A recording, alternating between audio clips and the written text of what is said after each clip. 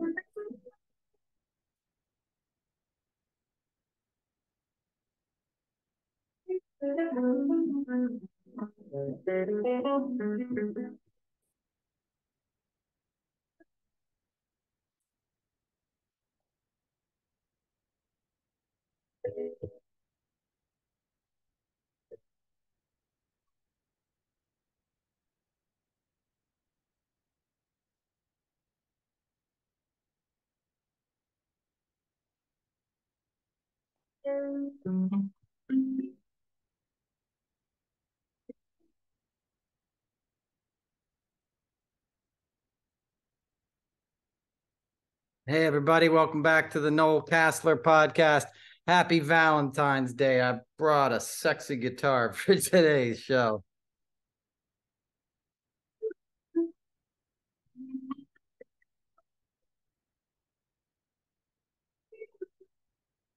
Better stop. Better stop. Anyway, how you guys doing? Good to see you. Welcome back, episode 94 of the Noel Casler podcast. Sorry for the self-indulgent intro. You know, I got this drum machine here in the 90s, and it's been in a closet for about 20 or 30 years. And I broke it out and I'm addicted to it. So anyway, I put on my pink pants. It's Valentine's Day. I dressed up for you guys, put on my nice mala, good watch, ready to get into it. Episode 94. Thanks for coming back. Sorry, it's been a minute. I say that all the time now. You know, we're in such kind of depressing times that I don't want to just come on here and rant for an hour. I mean, I know that's what I end up doing anyway, but I don't want to dump negativity on you guys as a listener, you know, so I only kind of come when I feel like I have something to say and add to the conversation, or there's something that shouldn't slip by without discussing. And that's what I feel like this is, kind of a discussion, because I always read all your comments and I appreciate you guys listening. What a week, right? What a week already. You know, we had the Super Bowl the other day. I guess that's a good place to start. It's fun to watch the Super Bowl at home. I did it, I think, 12 years in a row. And the last one I did was in Minneapolis. The first one I did was with Prince in the aughts. My team that I work with has been doing it since the 90s. And I used to skip it all the time. I didn't realize how much fun it was. And then I went and did the one with Prince, and I was like, this is amazing, you know? And I did it until it wasn't fun anymore. But it's fun to watch it at home. It's a new production team. It's Jay-Z. It's a lot of the same people I work with, but on my end of things, it's sort of a different producer. Not that I was the producer, but I worked for the producer. So they're doing a great job, you know, different generation, different kind of thing. I love the vibe. I've worked with Rihanna a gazillion times, you know, since the first time she showed up on MTV New Year's Eve. And I said, who is this? And they said, oh, it's the next big thing. This is Rihanna. And she is. she lived up to the hype, and she's having an amazing career, and it was a cool moment. And if you didn't enjoy it, screw you. That's the way I feel about it. Not everything is for you, you know? That doesn't mean you can't enjoy it. You know, people that were complaining about it being too woke, we know what that's all about. You know, she was fierce. It's a spectacle. It's a show. Everybody lip syncs. You're never hearing anything live, no matter who the artist is. So don't get caught up in that. I don't mean all times, but I mean, you know, the Super Bowl itself. There's no time to do line checks. There's 5 minutes to build the stage, and then you got, you know, the 6-7 minutes of a performance, and you want a spectacle, and that's what they delivered, and it was entertaining. I wish the game was more entertaining. For such a great game, I had an emotional hangover at the end. You know, it wasn't like a thrilling, satisfying thing to watch, in my opinion. It was kind of brutal, like the whole playoffs were. You know, I had an emotional hangover from every football game I watched this year. Too bad Jimmy's not the co-host anymore, because, you know, I know he was rooting for Kansas City, and he loves Mahomes. Mahomes. You can tell how big a jock I am. I can't even say it. But anyway, welcome back. All right. I got to show you these pink pants again for the folks watching at home. These are pretty dope, huh? These are my Christmas pants, and I'm wearing them for Valentine's Day for obvious reasons. But I'm trying to be in a good mood. You know, it's about love, and love is what we need in this world. Valentine's Day is about romantic love, which is different than love, right? That's sort of an attachment. You know, we often, all the love songs and all that stuff, which is cool, and there's a place for it. But what they're really talking about is attachment, you know, like picking out a specific person and deciding that that person is going to make you happy.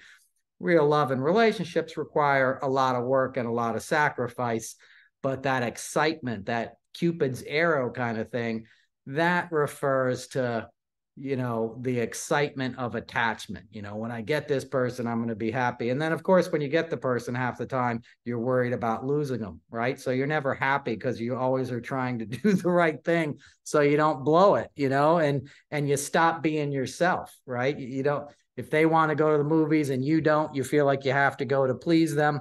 I'm not talking about compromise, you know, in a mature relationship. I'm talking about those early, you know, trying to be who you think that person wants you to be. It never works, right? But it's an exciting ride. And, you know, sometimes you have good sex before you get your heart broken. So wherever you're at in your romantic journey, I wish you the best. And if you're alone, that's not always a bad place to be either. Okay. You know, everything you need is already inside you. Nobody can come give you something that you don't already have when it comes to happiness, right? And that's what I'm speaking about in terms of that kind of romantic love. You know, it's a great ideal, and it's a great thing to sort of participate in, and it's a great thing to sell chocolates and love songs about, but it's not really love. If you feel like you don't have love in your life, you're talking about you don't have relationships in your life. You know, like, you have love. You were made out of love. That's what we are, and the whole universe is love. And any moment that comes before you is an opportunity to either love, you know, move closer to love, or pull away from love.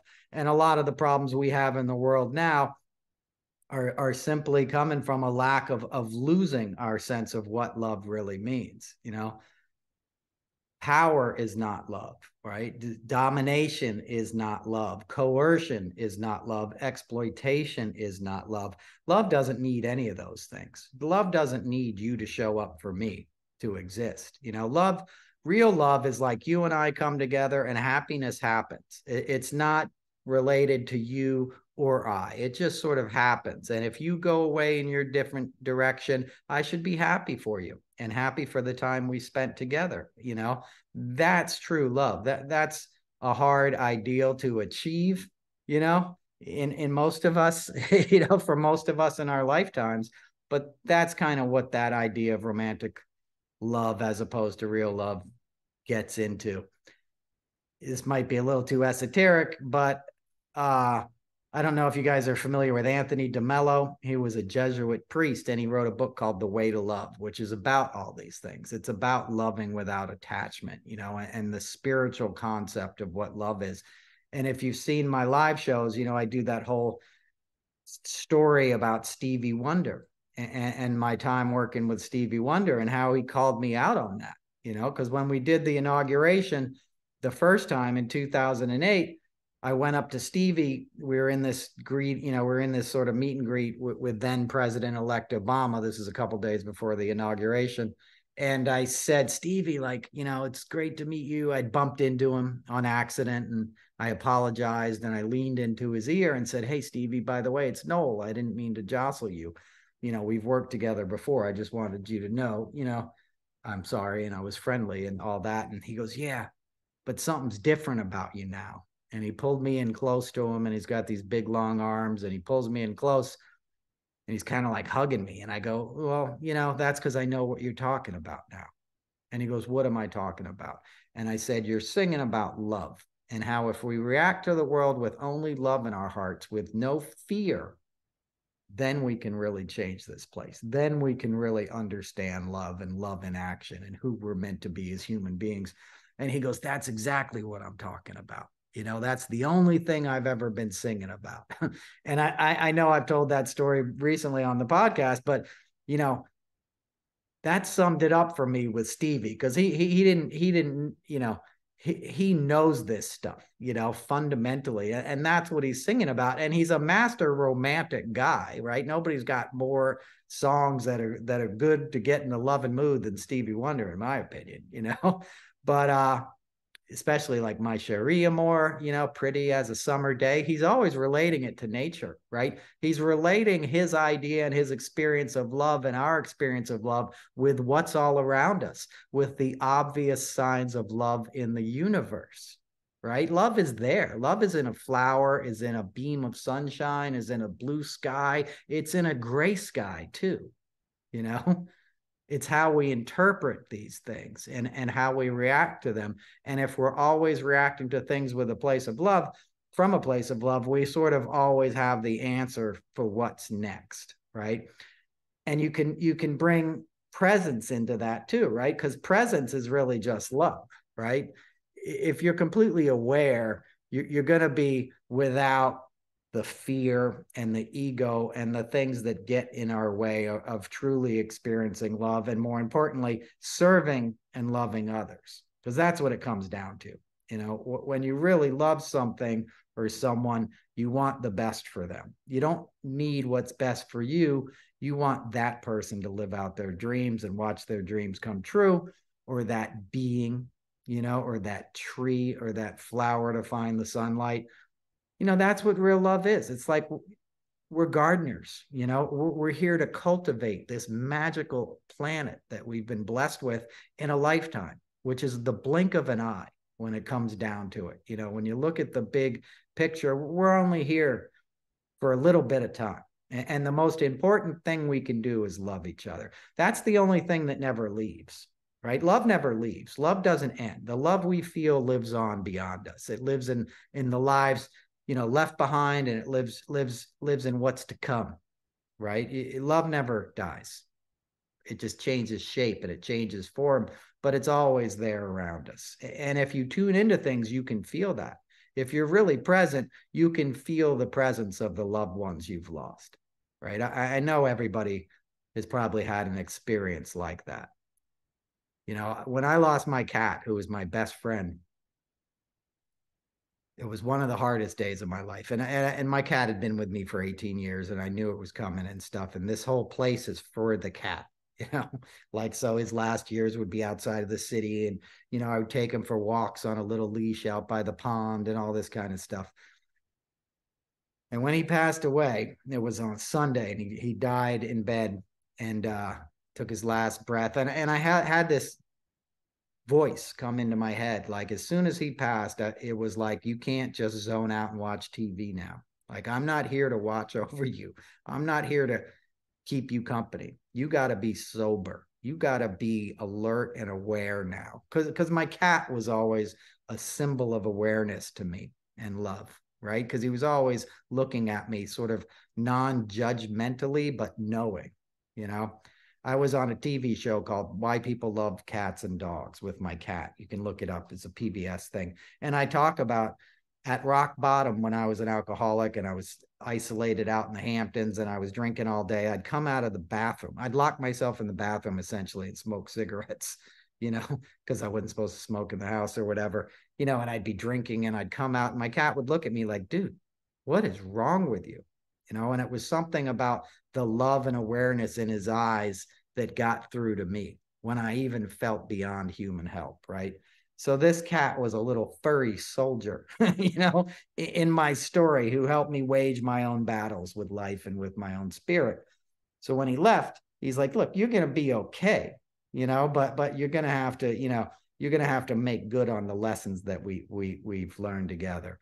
And so he passed away on a Sunday, and I had him, there in a guest bedroom kind of until I could bury him the following in a day, and I had a gig the next day. I was doing the Global Citizens festival, which is something in New York City. And I had to be at rehearsal. We were rehearsing down by NYU or something. And Brandy Carlisle was on that gig, and George Harrison's son, amongst others. And, you know, I was distraught. And all my the stage managers, we're like a family. So everyone knew my cat had passed away before I got to the gig, and they were surprised that I even came to work. And I was like, I have to be at work. Like, I don't want to be alone with that, pain. And I have this bandana that I always, this black bandana. I still have it. I use it. It's like a totem. I always have it with me for good luck. Anytime you see me perform, it's there, either in my dressing room or my pocket or something. And it represents, I think of it as representing my cat. So I brought it to work with me, and I tied it around my wrist, and I was outside and I was really missing the cat. I think I was like smoking a cigarette or something that I shouldn't have been doing. And I looked down at my wrist. I was thinking about the cat, and I had this voice in my head, and it said, if you're aware of your breath, I'm always with you. If you need to sort of make contact with me, just make contact with your own breath, breathing in and out, and I'm there. That thought came into my head, and I looked down, and I had this bandana tied around my wrist, and there was like an errant little thread, and that thread was shaped like a heart. In that moment, it was shaped like a heart. And in that moment, that was my cat, saying, I'm here. I didn't go anywhere. If you want to see me, be present, and I'll be there. If you want to feel me, be present, and I'll be there. And that's what love is. Love is presence. Everyone we've loved and lost, they're with us in a way. It never leaves. You just have to sort of go deeper to find it, and or become more aware. Deeper isn't even the right analogy, because it implies that this is hard to find.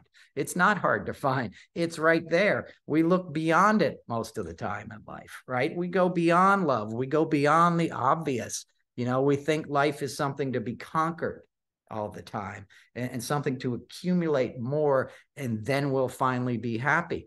That's a trick. It doesn't work. It's like fame. Fame is a fool's game.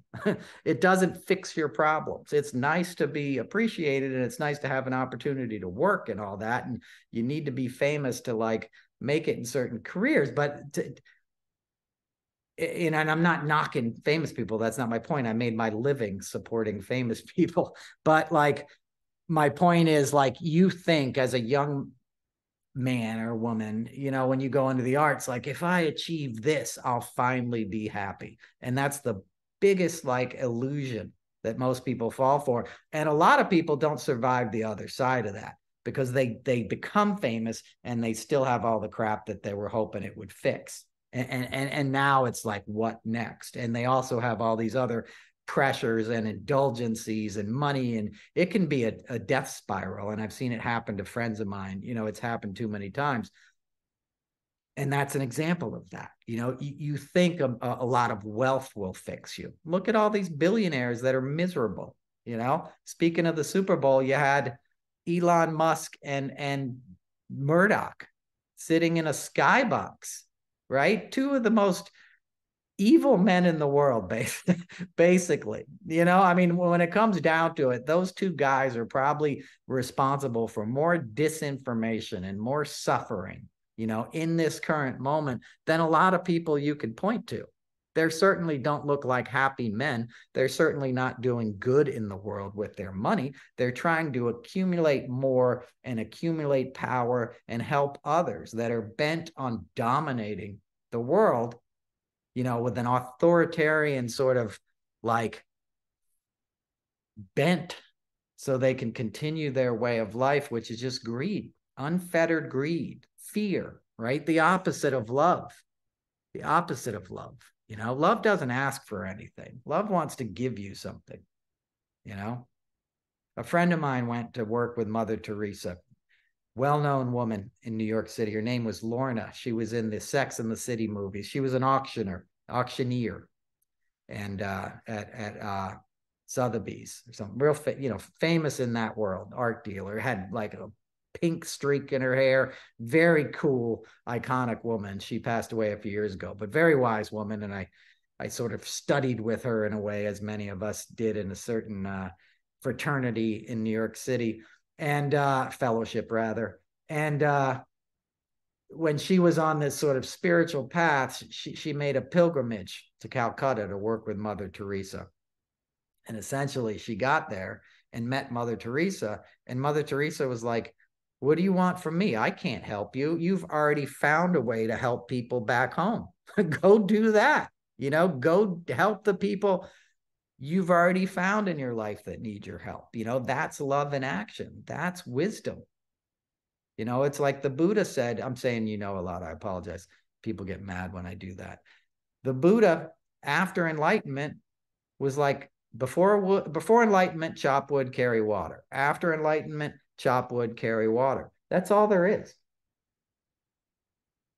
Waking up every day, being present, being in the moment, that's love. Self-love is the most important kind of love.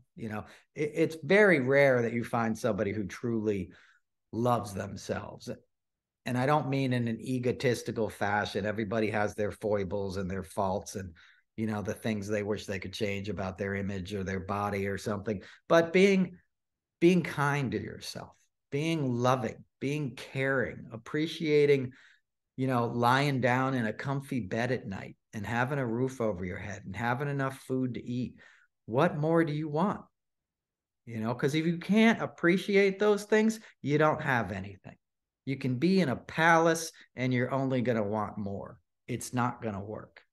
But if you have gratitude, if you have love for who you are as a person and what you've been given in this life, and that you're alive and can help somebody else, you have the whole universe, right? You're the richest man you could be, or woman, right? Because you can't take any of that stuff with you. You can't take any of that stuff with you. And it's all inside of you. It's all already there in your heart, but it gets covered up and layered and wounded. And that's natural too. That's what life does to you. We get programmed by our parents and our society.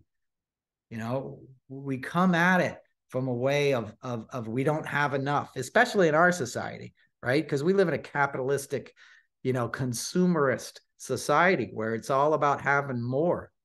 How many cars does somebody need? How many boats does somebody need? Most people don't even get boats, and you're lucky to have a car. When you have enough, you realize you're taken care of, and you realize something bigger than you is looking out for you. Like God is providing, or whatever God is to you.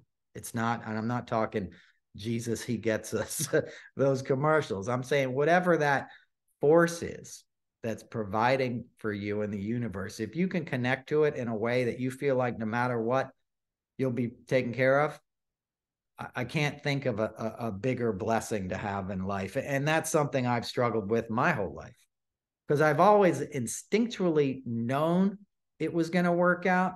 And yet I've always lived in a lot of fear that it wasn't gonna. And a lot of that comes from childhood stuff and uncertainty and moving around a lot. And, just a lot of trauma I experienced as a kid that hardwires you. I'm 52 almost. Next month, I'm 52, and I look good, don't I? I'm just kidding. But the podcast listening people don't know what the hell I look like. But I'm joking. But I'm 52, and childhood sadness, childhood trauma impacts every aspect of my life, even more so now because I'm in a position where I can kind of sit around in the suburbs, where I am up in the sort of horse country on the border of Connecticut. So there's a lot of peace and quiet, and there's a lot of time to be alone. And when I get out of the day-to-day frenetic pace of life in the city, I settle into myself and I see what's still there, what hasn't been excavated from my psyche, and what can still get triggered.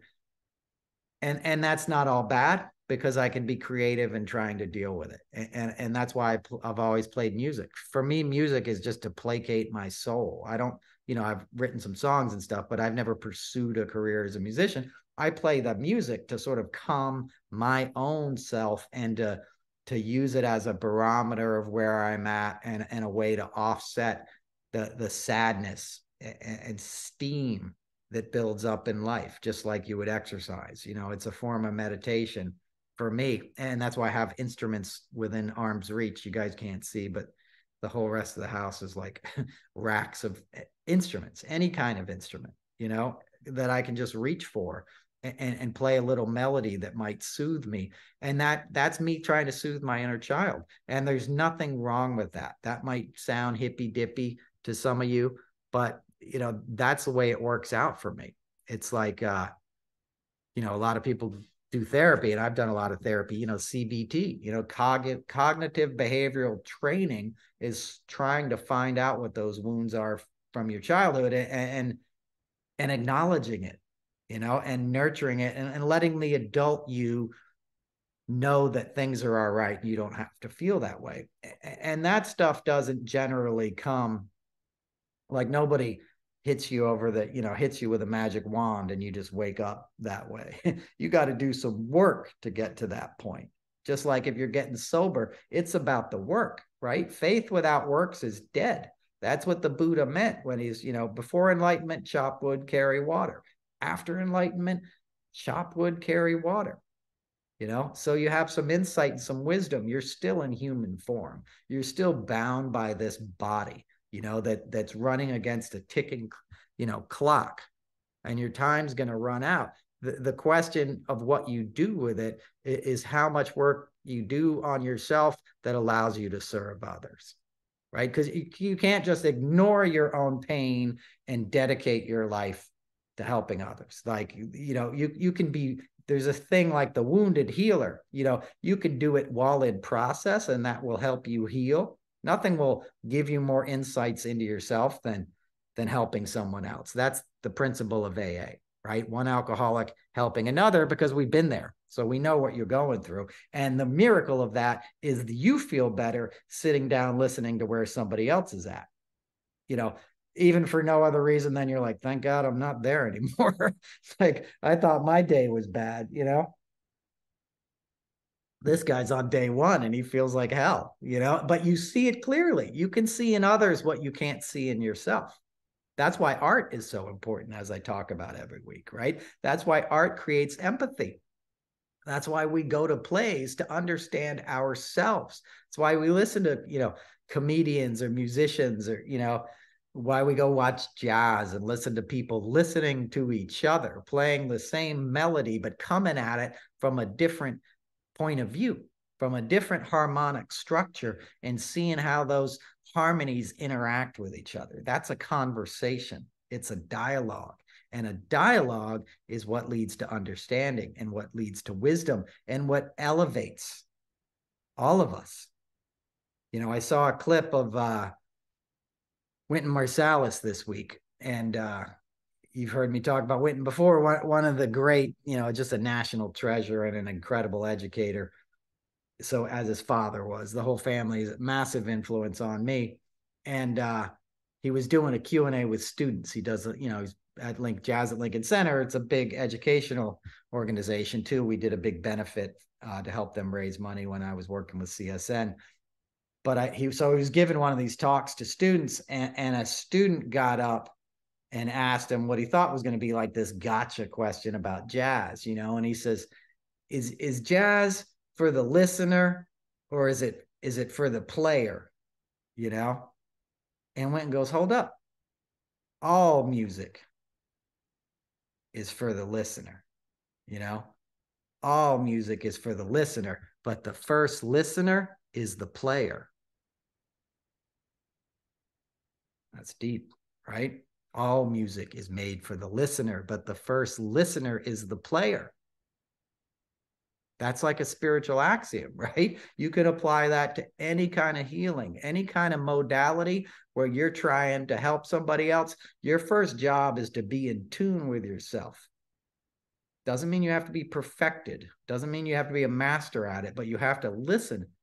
Listen to your own inner voice before you tell people, you know, what you think they need to do, you know? And often that inner voice will tell you to be silent. You know, silence is as much a benefit to others as talking to them. Listening to somebody is a great gift. You know, if you got a romantic partner at home, listen to them tonight over your dinner. You know, give them your presence, give them your full attention, not looking at your phone or what, you know, be there, you know, bear witness to another soul, connect with their eyes.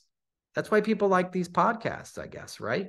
Because you sort of listen in on others and they speak candidly, you know, and they talk about their lives and we relate to that. We get sick of the polished, flashy stuff. I went to see Mark Maron on Friday night. He was given a speech at the 92nd Street Y, which is a big cultural institution on the Upper East Side that's had a massive influence on me. I love going to talks there. It's my neighborhood in the city.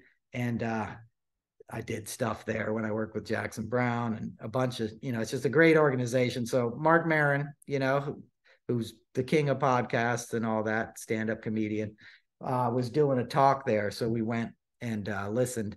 And, you know, he talked about how his fans relate to him, you know, how people listen to him and feel like they know him, but they don't really know him, you know, just like you don't really know anybody, but you know part of them and you have an intimacy there and that creates a bond. And I think, you know, he was probably one of the first guys to really reveal himself on his podcast. And I've never listened to his podcast, full disclosure. I watched his show. I love it. I've seen his stand-up act, but I've never actually listened to his podcast, though I'm sure I like it. And I'm sure whatever this podcast it is has a huge debt to Mark Maron, because that's all I try to do is hit record and, you know, speak to you about where I'm at and the things I think are worthy of you know, remarking upon. I don't have guests, as you well know, but I think he probably was an early, you know, like you know, he was on the vanguard of that, just like, I'm gonna like just be unfiltered and tell you the real deal. And that's attractive. That's the same thing you see in AA meetings.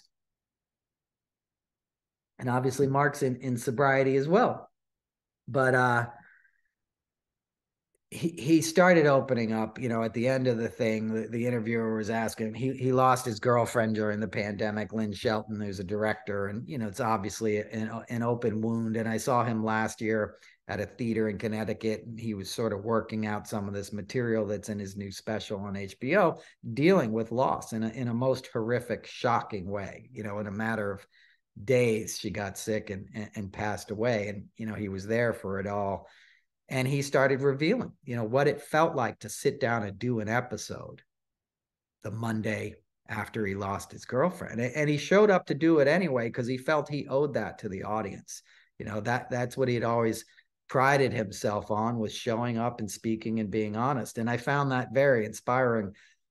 And so, you know, inspiring and something to aspire to, because I don't know that I always do that. I'm always unfiltered, but I'm not always here, right? I used to be every Tuesday, and then or Monday when it came out, and now I'm like I only do it when I feel like I can, and part of that is self-care and the grinding down of the last few years, and part of that is like I don't have a producer or anything; it's just me doing it.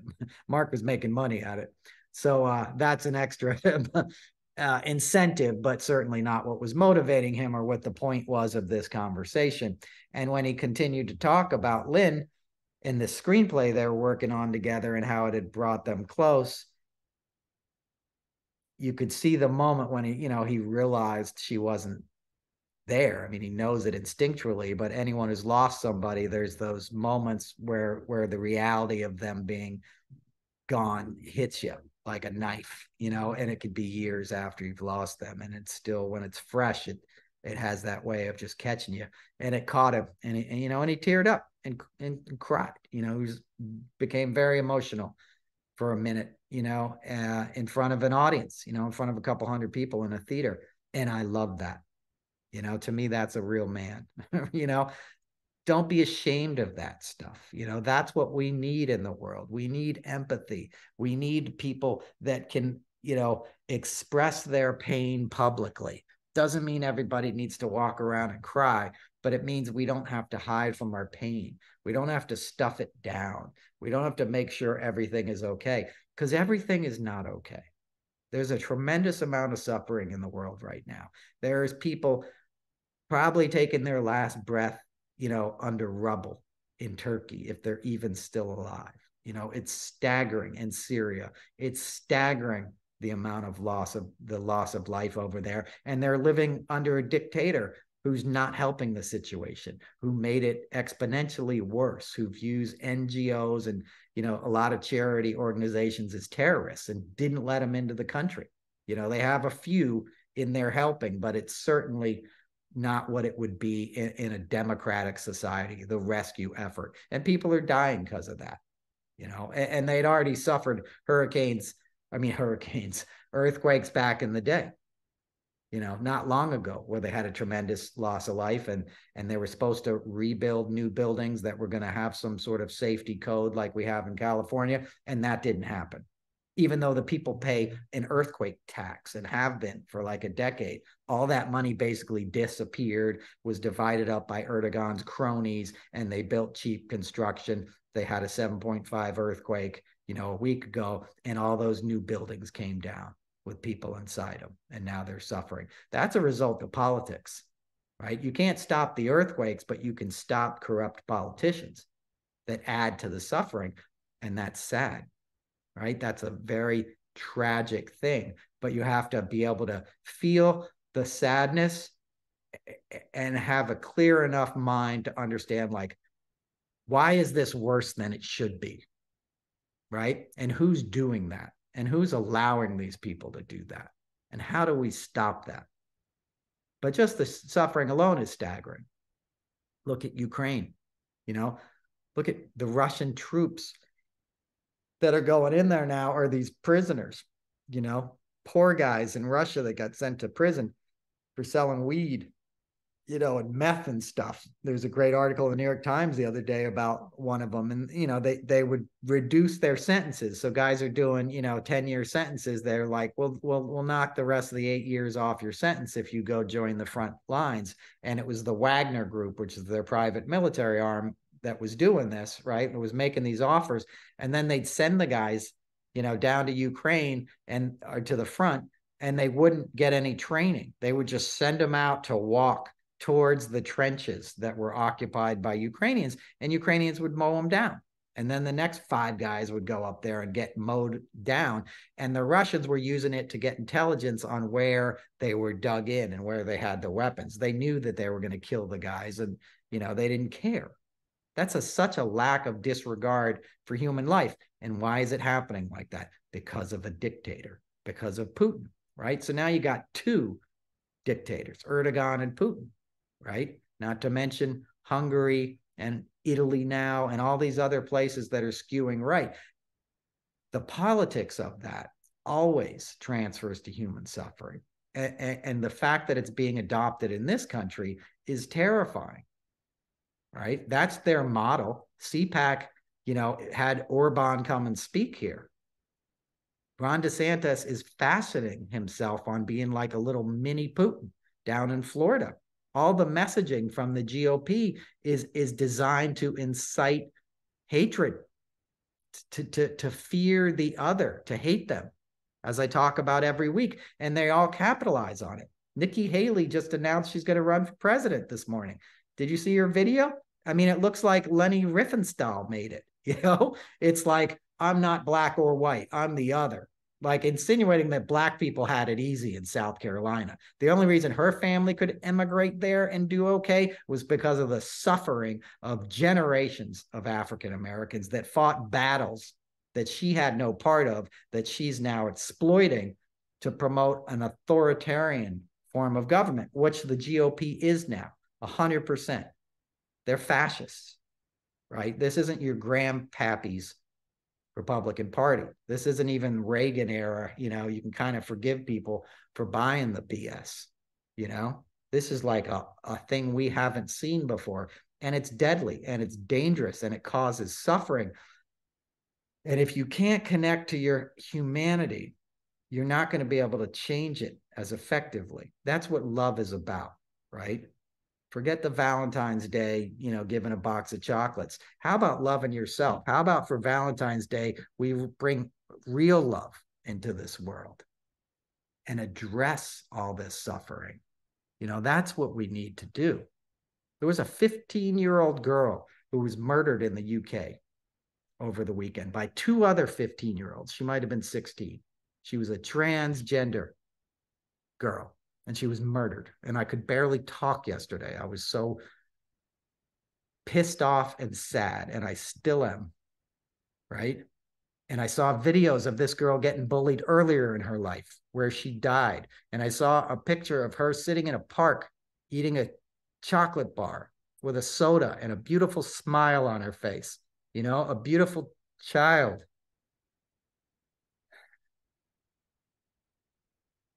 Who probably already endured so much, who had endured bullying. I've seen the videos of her fighting before this moment, and I can't imagine what her last moments were like, being attacked for who she was, you know, just wanting to live life.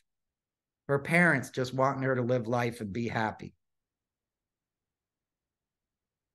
That's a crime against humanity, you know, and you have grown adults, J.K. Rowling, whoever the hell this, I never watched a Harry Potter movie or read one of the books, you know, but like what an asshole that lady is. What a fucking asshole, you know. Ricky Gervais, who's a funny alcoholic, as alcoholics are sometimes, you know, but these guys who make cheap jokes, the comedian that everybody, David Chappelle, you know, like you can't get some more material, dude.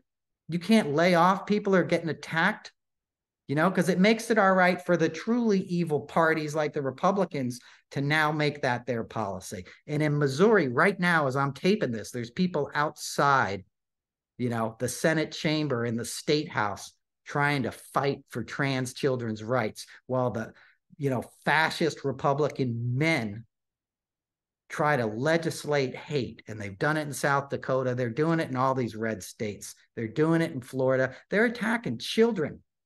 What does a trans child or adult have anything to do with your life? Why does it threaten you?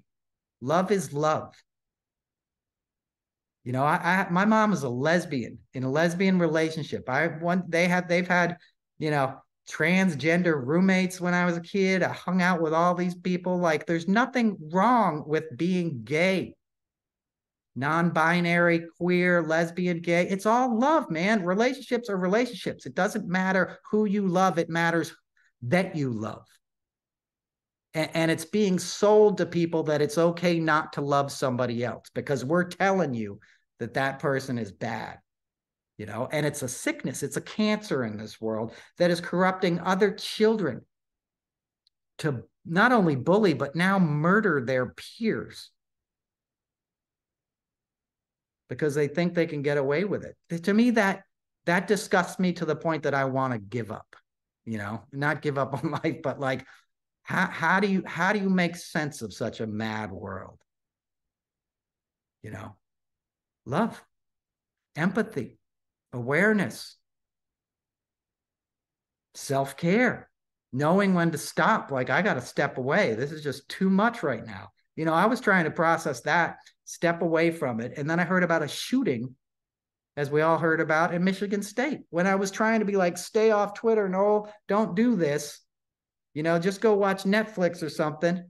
Then there's a shooting, which is like, we've had hundreds of mass shootings already this year, and it's only Valentine's Day. The year is only 6 weeks old, and we have dozens of shootings already, Americans who've lost their lives. There were children running out of their dormitories last night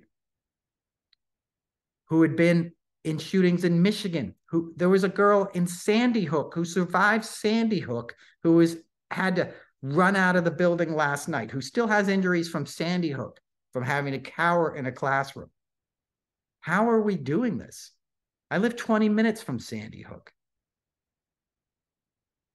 You know, it's mind-boggling to me, the evil that's happening in this world. And it's not just happening out of like a vacuum and nobody knows why. There was congressmen handing out pins last week on the floor of the House, and the idiots were wearing them, the little AR-15 pins, you know, that George Santos and the Nazi chick Anna whatever. They came out that she's lying about everything, and her grandfather was a Nazi.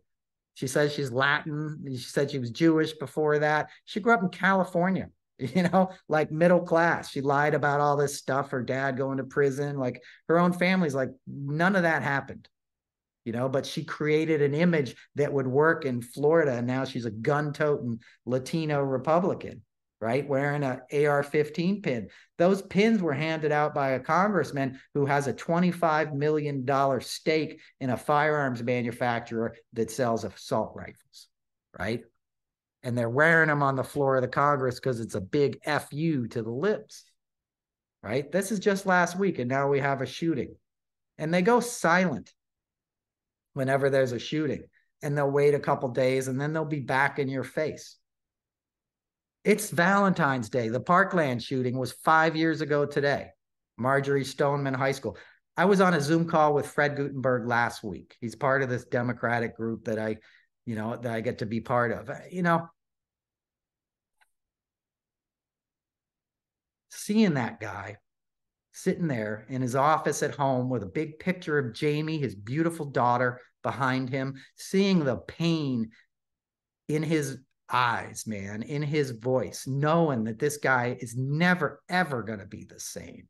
He's going to continue to fight, and he's a wonderful advocate, but, it's mind-boggling that other human beings would want to force that on anybody. Even if you never knew them, you would think that is so beyond the pale. I don't want any other adult to have to lose their children when they're sending them to school, and it's happening on a regular basis in this country. Sandy Hook was just repeated in Uvalde this past year.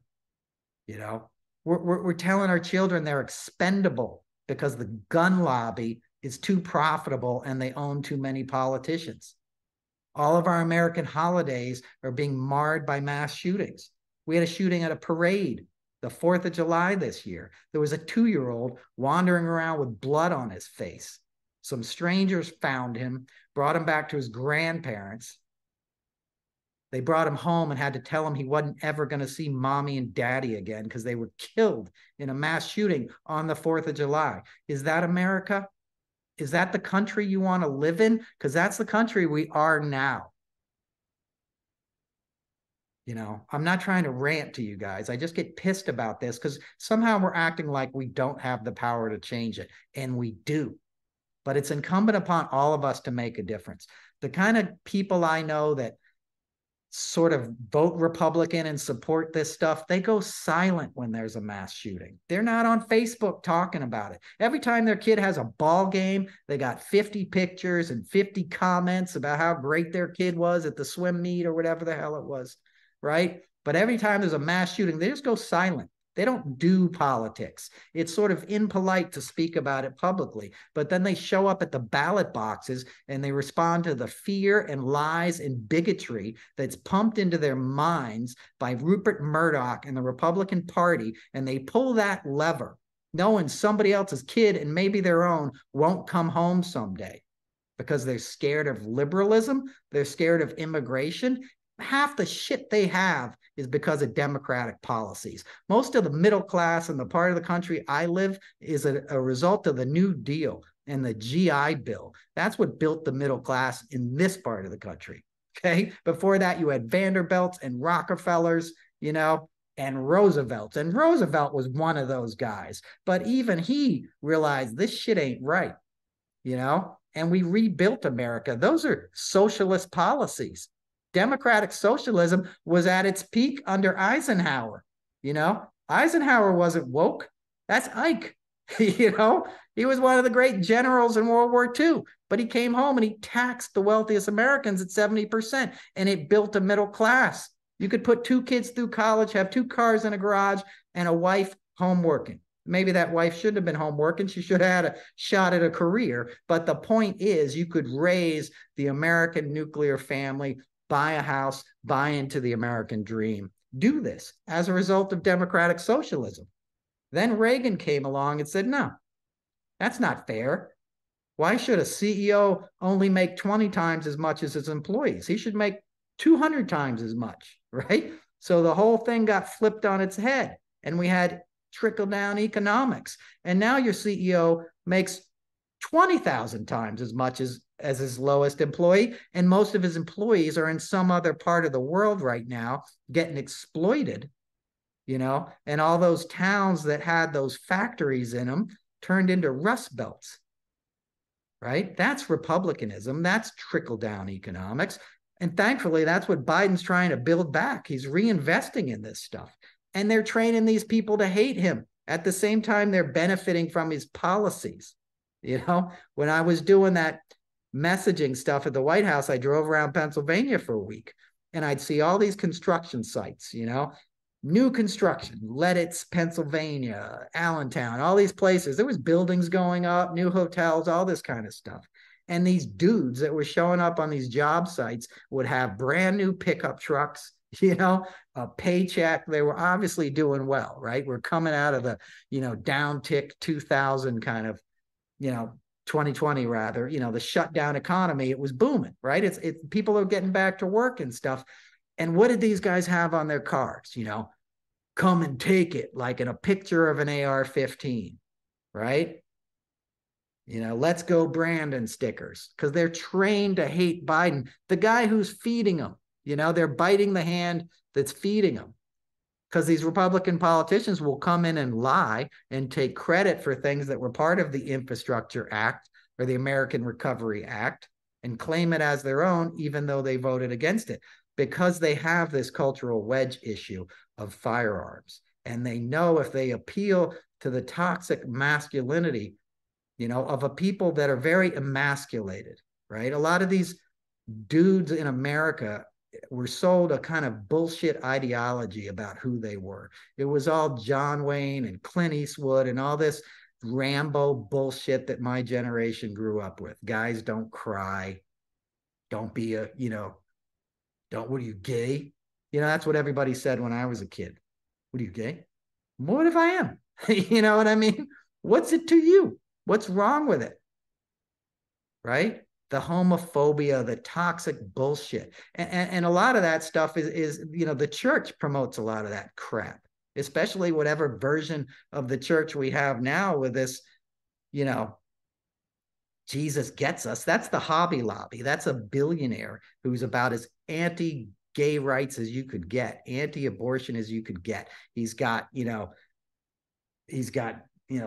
Alito in his back pocket. There's that whole case in SCOTUS, where they leaked a decision where Alito was bragging about it at a dinner party. These guys own judges, Supreme Court judges, foisting this bigotry on America. It's disgusting. It's disgusting. So get in touch with your sadness, right? That's the best way to find what your love is. Find what makes you cry, and then you might find what has value to you in life. Instead of stuffing it down, instead of pretending like you don't feel anything, put yourself in the other guy's shoes. Put yourself in those parents' position in Michigan right now that probably got a phone call last night, that their daughter or son, who they were scraping money together to send off to college, a great school. Michigan State's one of the first land grant universities. College used to just be for rich folks before schools like Michigan State. And it opened it up to the middle class, and working class people. You could go and affordably get an education. It used to be if you weren't born into the right family, you weren't going to be a doctor or a lawyer, right? How many people entered our professional class and made a difference in this country because of schools like Michigan State? How many? Stuff like that betters who we are as a people. It makes us stronger as a country. You're going to let it get shot up? You're going to let the children get shot up? Put yourself in those parents' position. Think about what that feels like. There's a lot of kids at that school, right? Say there's 20, 25,000 kids. That's 20, that's 50,000 parents sitting there praying the phone didn't ring last night, or the knock didn't come at the door. For what? For nothing. So people can have handguns freely? It ain't worth it. We're giving too much so a few idiots can keep their guns. You know, if you're cool and you got a gun, go fucking hide it in your attic, put it in your closet. You know, nobody's really going to come in your house and take the guns that are already there. There's over 400 million guns in this country. No way anybody's collecting them all. But let's stop selling new ones and let's make it very hard to get them. And let's certainly not let people get assault rifles and ammunition online and all this other stuff. It's insanity. It's insanity. I was going to talk about the Saudi Arabia like article that, you know, Trump and Kushner, which was amazing in the Washington Post Sunday. I don't want to do that to you after just giving you this rap, you know. Let's talk about love, you know, let's talk about compassion and education. I mentioned CSN did this, you know, this tribute kind of, they were being honored by the Jazz at Lincoln Center. So it was Wynton Marsalis was leading the band, and Stephen and Graham and David, you know, we got to rehearse for a week. I got to be in the room because I would take care of them, and I ran a teleprompter for them and stuff. And it was amazing to watch. And they were all intimidated, right? That, you know, Crosby, his music lends itself to jazz, but he doesn't know how to read music. He didn't know how to read music or anything. But Guinevere is these far out weird chords. So jazz guys love that. Miles Davis covered Guinevere. And there's a funny story that Graham told me. I don't know if I've told it before, but this was like the late 60s. Okay, maybe early 70 or something. And Miles was working on Bitches Brew, like his first big fusion album. And he ran into Crosby in New York City in like Washington Square Park or something. And he's like, Cros, I'm recording Guinevere, man. I recorded it. It's great. Come over to the house and listen to it. You know, so he brings Crosby to his apartment. It's townhouse, right? Miles lived on the Upper West Side, I think in the 70s. And so he brings Crosby over and he's like, I'm going to put it on and, you know, smoke a joint and listen to it, you know, and Miles had some beautiful woman with him, and Miles went in the bedroom, like while he put on the record, and Crosby sat in the living room, smoked a joint and listened to this version, you know, that Miles Davis had of his song had done, and comes out and he's like, Cros, what'd you think? You know, and Cros was like, I hate it. Take my name off it. That was Crosby, and like walked out of the apartment. And Graham told me like in the 80s, he ran into Miles at the Grammys, and Miles goes, hey, is Cros still pissed off at me? That's Cros, right? He would be arrogant to Miles Davis. You know, most people would be like, hey, you know, what an honor. Cros was like, I don't like it. Take my name off it. That's Crosby. I'm not saying that to diss him. I'm just saying that's a little insight of what he was like and what a character. How many people on this planet would have the balls to tell the truth to Miles Davis about not liking their song, right? It also gives you tremendous like respect in the jazz world that, you know, Miles covered your song. So anyway, so Crosby is the most likely guy, you know, to have his music sort of mesh with the Jazz at Lincoln Center. And on the first day, Wynton was like, I know what to do with your song. Like, we'll just have you play it and I'll back you up and it'll be great. You know, but we had to work on all this other stuff with Stills and with Graham. And we were so we did it all in this room. Elvis Costello came and just hung out, and it's like Wynton at a piano and they're doing this arrangement. And it was just amazing, like master class in music making. And we go to do the rehearsal on the stage, and this is like going to be the day of the show, the night of the show or something. And we do a couple run throughs, and, you know, Stills can't hear super well sometimes. And he didn't like how the drummer was, you know, there wasn't enough of a shuffle in this song. And it got a little tense. And we did a couple run throughs, and I'm running the teleprompter on the side of the stage. And I can see that these guys are spent, right? Like, it's going to work out anyway. It's not like the Jazz at Lincoln Center is going to mess up, like playing, you know, 3-chord, you know, harmony pop songs, right? So like, you know, it was more about like keeping the mood correct, the vibe correct, right? So we did a couple run throughs, and I knew enough. I'd worked with the band long enough to know that they were ragged. Like, I was like, another run through is going to kill these guys right now. Like, this whole thing is like the wheels are going to come off. And somehow Miles didn't look at, I mean, Miles, Wynton didn't look at me, but he somehow realized that vibe. And he goes, hey, you know what? I got some great food. Why don't we take a break and have lunch now? And he had all this great Cuban food they'd brought in. It was just delicious. And he's like, why don't we take a break? So then he got 25 band members in the orchestra and the band themselves, and everyone's relieved because nobody wants to be on the spot again and see it gets tense, get tense. And we had a great lunch and then just did a run through and went into the show, and it was phenomenal. And my point in that is like, there's love in that, right? It's not about the mastery of the music. It's about the vibe and the nourishment of like, hey, these are just people up here. We're all just people with insecurities and pressures and doing our best. And sometimes we need self-care. We need to feed ourselves because that's what we're doing with the audience. We're trying to feed them something, right? We're trying to give them some nourishment, some music that'll help their souls and help them get through their day and their lives, right? That's what it is. It's an exchange, right? So when he says, the first listener is the player, that's deep.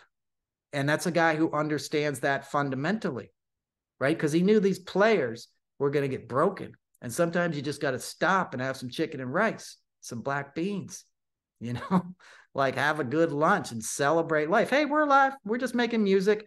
It's not that big a deal. And we did the gig, and they hooked all the guys up with Brooks Brothers suits because they sponsored jazz at Lincoln Center, first class organization. And at the end of the gig, it was for the big donors. It wasn't like the general public could get a ticket. It was for they raise all their money for, the year off of these kind of events. So, a couple $1,000s a seat, and there's a big party at the Rose the Rose room, whatever they call it for you guys that know Lincoln Center, outside of the actual like theater you perform in. There's this other ancillary lobby room that overlooks Columbus Circle, and it has these big glass thing. I mean, it's a stunning building. And so there's a party afterwards with all these donors and everything. And we finished the concert, and we're sort of making our way to the party, and we're getting out of the dressing room. And Wynton comes up, he goes, let's do a second line. You guys want to do a second line? And they do a second line like in New Orleans. And I was like, I'm getting in that second line. So me and Stills got in at the end. I think they gave us a tambourine or something. So all these jazz musicians with their horns made their way through this party, with 1,000 people at it. We kind of snaked through like a parade at Mardi Gras. And the spirit that you could feel coming off the music and coming into the people, I'll remember for the rest of my life, and I don't care if I'm like tearing up talking about it, because Stills was so happy. I was so happy. The people were so happy. It was like being in a parade of love, lifting spirits, and nothing does that like jazz and the jubilation, that comes in that music, even in moments of despair, right? There is no better funeral than the kind you'll see in New Orleans, right? Because you reconnect with the spirit and you realize love doesn't leave us, right? But we have work to do while we're here. And the music and the arts help us do that work, They reinforce our spirits. They give us moments of grace and moments of gratitude, and sometimes moments of joy. And when we snaked through that crowd and I was sitting there with those guys clapping and playing that tambourine, I was like, this is one of those moments. This is as good as it gets. And it's not about the ego. It's not about the money, right? It's not about the fame or the access. It's about being part of the parade that is bringing joy and making life better, And we can all do that. We can all do that in so many ways every day, especially on days like Valentine's Day. Because there's probably somebody in your life that's lonely right now that you could call up that isn't expecting it. There's probably somebody who lost their loved one, So do it, Bring love, bring joy out there, bring music, because we need a big second line, because this world is going through a funeral right now. We're losing a lot of people. I lost somebody last week in my life, who I've known my whole life. He was a great friend of my uncle's, guy named Lansing Moore, incredible guy. Went to Brown with my uncle. I've known him since then, since 1980 or something. the groomsman at my uncle's wedding, had a great career, ran an art studio in Manhattan that restored like incredible works of art, did work in John Lennon's apartment on his paintings, gourmet, just a gourmand, like a guy who was like one of those first like real intellectuals I met, like a guy who really understood what the good stuff was in life, and you learn from him why this is like the best balsamic, or wine or food. Guy lived his life to the fullest, but he died young, and he leaves behind a wife and his family. He's 64. Heartbreaking, and everybody's got a story like that these days in the last couple of years. If you don't, you're lucky. But my point is there's a lot of suffering, there's a lot of sadness, and there's a lot of beauty, and there's a lot of joy. And even when we're at our low points and sad, we got to cling to that. We got to hold on to hope. Let me pick up this guitar. We got to hold on to hope. We'll do our own second line. I'll play. But anyway, that was the episode. That's episode 64 of the Noel Casler podcast here. We don't need the drums.